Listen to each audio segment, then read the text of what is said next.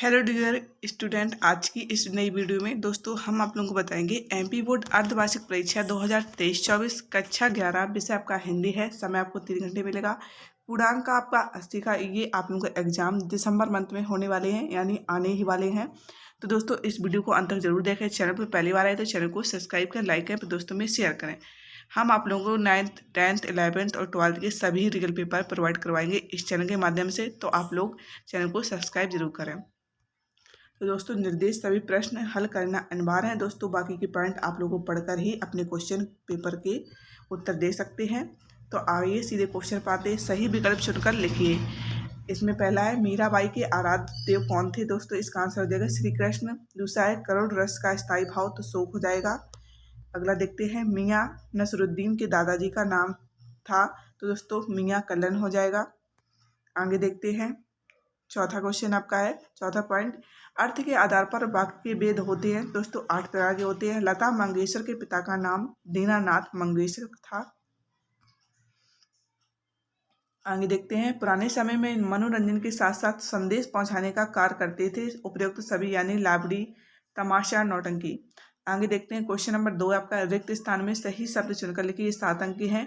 वाणी का डायरेक्ट को कहा जाता है मीराबाई या कबीर को कहा जाता है। प्रबंध काव्य के अंतर्गत आता है साकेत। पंडित अलोपीदीन का पर अखंड विश्वास था। दोस्तों ये आपका आंसर हो जाएगा लक्ष्मी। चौथा पॉइंट है, सरकार कामकाज की भाषा को कहते हैं राजभाषा। संगीत के क्षेत्र में लय का प्रयोग होता है, तो 3 हो जाएगा। संचार शब्द की उत्पत्ति धातु से हुई, 4 हो जाएगा। मासिक वेतन का चांद कहा जाता है पूर्णिमा को। तो दोस्तों सही जोड़ी बनाइए, इसे भी देख लेते हैं। दोस्तों अगर आप इसके आंसर चाहिए तो आप लोग गूगल पर सर्च करें www.ranispacip.com। चंपा काले अक्षर नहीं चीनती, माखनलाल चतुर्वेदी। दोस्तों ये आपके लिखे हैं, ये आपका पहले का पहले हो जाएगा। साकेत लता मंगेशकर।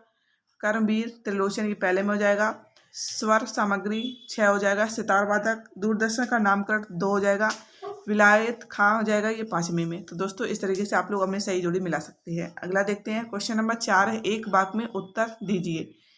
कवित्री होने के लिए क्या बचाना चाहती थी। दूसरा है खंड काव्य की परिभाषा लिखिए। तीसरा है पंडित अलोपीदीन ने मुंशी वसीधर को किस पद पर नियुक्त किया था। नमक का दरोगा कहानी में प्रयुक्त का एक मुहावरा था।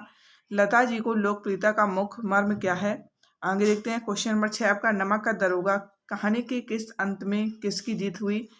अगला है 7वां, चिंतामणि किसका निबंध संग्रह है। क्वेश्चन नंबर 5, सत्य और असत्य लिखिए। 6 अंक है।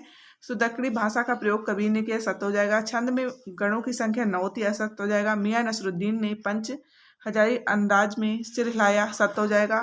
चौथा है, रचना के आधार पर वाक्य 3 प्रकार के होती, सत्य हो जाएगा। सामवेद में चित्रकला के निर्देश दिए गए, असत्य हो जाएगा। जनसंचार माध्यमों का लोगों पर केवल सकारात्मक प्रभाव पड़ता है, असत्य हो जाएगा। क्वेश्चन नंबर 6, मीराबाई ने अपने आप को दीवाना क्यों कहा। इसके आंसर आप लोगों को अगर आप लोग चाहिए तो आप लोग कमेंट करके जल्द से जल्द बताएं। अथवा में कबीर ने ऐसा क्यों कहा कि यह संसार बौरा हो गया है। क्वेश्चन नंबर 7, पंडित अलोपीदीन ने बंसीधर को अपनी सारी जायदाद का स्थायी मैनेजर क्यों नियुक्त किया। अथवा में देख लेते हैं। मायके आई बहन के लिए कवि ने घर को परिताप का घर क्यों कहा। क्वेश्चन नंबर 8, लता मंगेशकर की गायन की विशेषताएं लिखिए। अथवा में डायरी लेखन की 2 महत्वपूर्ण विशेषताएं लिखिए। प्रश्न नंबर 9, हिंदी में प्रकाशित होने वाली 3 समाचार पत्रों के नाम लिखिए। अथवा में है जनसंचार के प्रमुख तत्व कौन से हैं, लिखिए। आगे देखते हैं। 10वां क्वेश्चन, छायावाद के कवियों के नाम एवं उनकी रचना लिखिए। अथवा में वक्रोक्ति अलंकार किसे कहते हैं, उदाहरण देकर समझाइए। शैली किसे कहते हैं, शैली के प्रकारों के नाम लिखिए। अथवा में कहानी के तथ्यों का संक्षिप्त परिचय दीजिए।